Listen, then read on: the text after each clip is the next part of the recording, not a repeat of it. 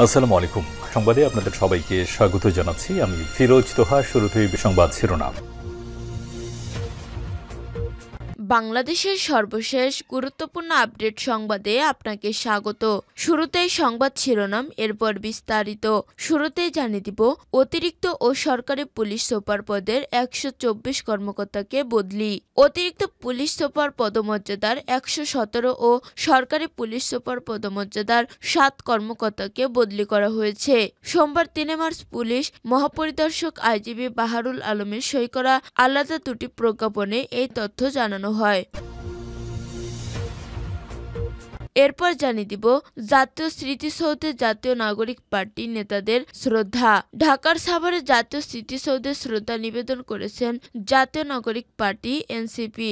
রাজনৈতিক দল হিসেবে প্রতিষ্ঠার পর প্রথম কর্মসূচির অংশ হিসেবে তারা মহান মুক্তিযুদ্ধে বীর শহীদদের প্রতি শ্রদ্ধা নিবেদন করলেন। এরপর জানিয়ে দিব, রোহিঙ্গা প্রত্যাবাসনে মিয়ানমারের প্রতি নিষেধাজ্ঞা দিতে হলেও বাংলাদেশের পাশে থাকবেন ইইউ। ঢাকায় সফররত ইউরোপীয় ইউনিয়ন ইইউ কমিশনার হাজ্জাল হাবিব বলেছেন, রোহিঙ্গা প্রত্যাবাসনে মিয়ানমারের প্রতি নিষেধাজ্ঞা দিতে হলে সেই প্রক্রিয়াতেও বাংলাদেশের পাশে থাকবেন ইইউ। সোমবার 3 মার্চ পররাষ্ট্র উপদেষ্টার সঙ্গে সাক্ষাৎ শেষে তিনি সাংবাদিকদের একথা জানান। এরপর জানিয়ে দিব, অমর্ত্য সেনের বক্তব্যের প্রতিক্রিয়ায় যা বললেন জামাতের আমির। গণমাধ্যমে দেয়া সাক্ষাৎকারে বাংলাদেশ নিয়ে ভারতের নোবেলজয়ী অর্থনীতিবিদ অমর্ত্য সেন প্রতিক্রিয়া জানিয়েছেন বাংলাদেশ জামাত ইসলামীর আমির শফিকুর রহমান।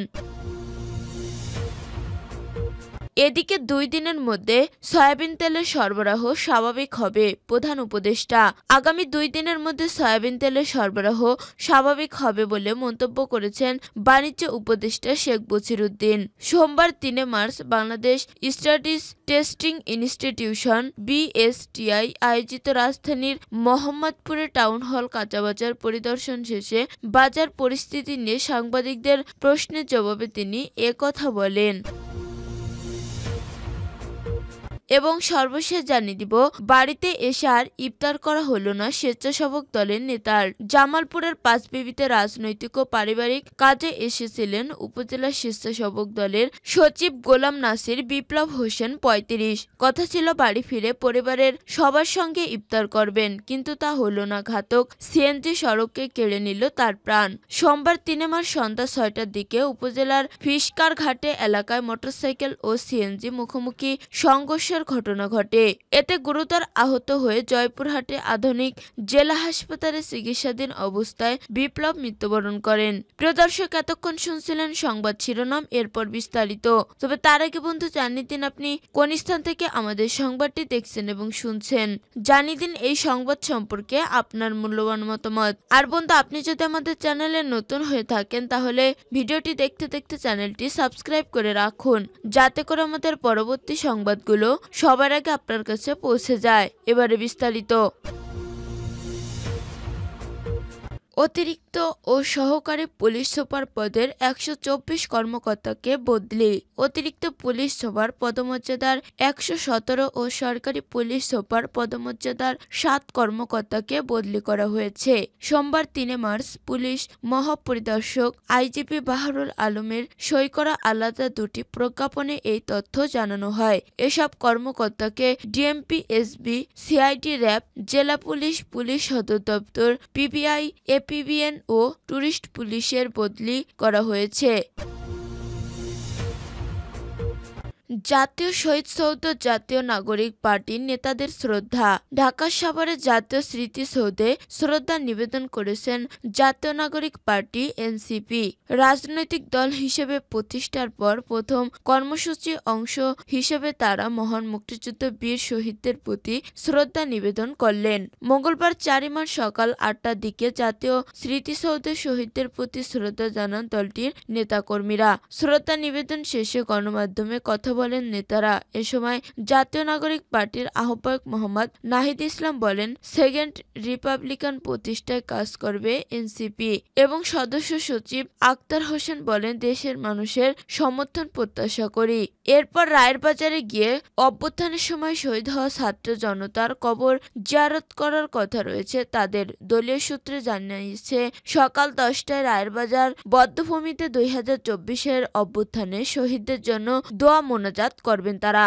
এর আগে গত 28 ফেব্রুয়ারি বিকেলে রাজধানীর মানিক মিয়া অ্যাভিনিউয়ে বিশাল সমাবেশের মধ্য দিয়ে নতুন রাজনৈতিক দল হিসেবে আনুষ্ঠানিকভাবে যাত্রা শুরু করে জাতীয় নাগরিক পার্টি।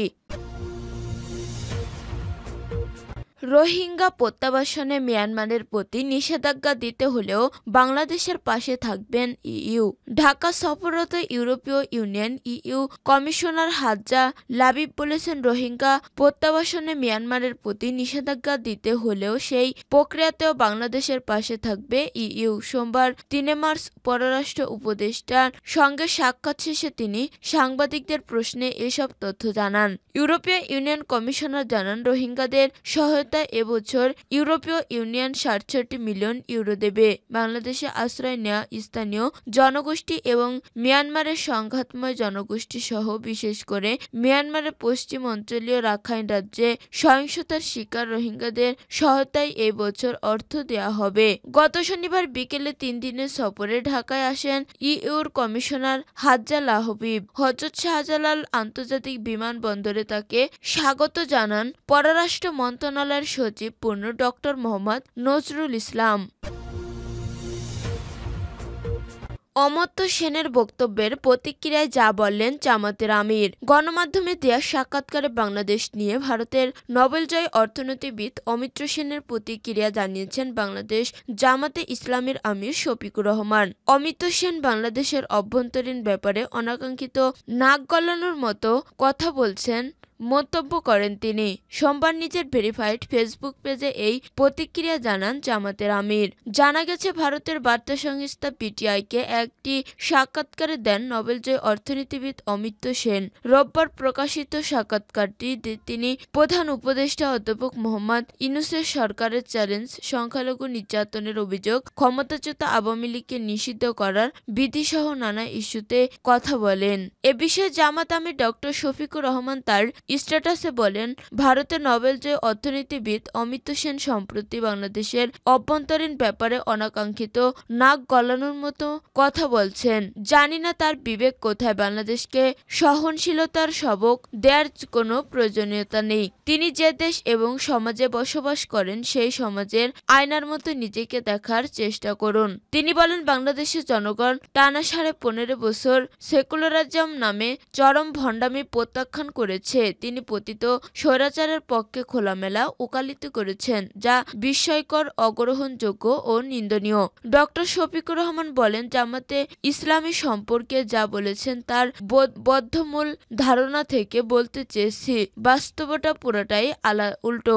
সংখ্যালঘু বললে তিনি যাদেরকে চিহ্নিত করেছেন সেই সমস্ত ভাই বোনেদের উপর নির্যাতনকারী দানবের নাম হচ্ছে আওয়ামী লীগ। সাহস থাকলে তা বলে দিন। পারবেন না, কারণ আপনারা সীমাবদ্ধ সুশীল।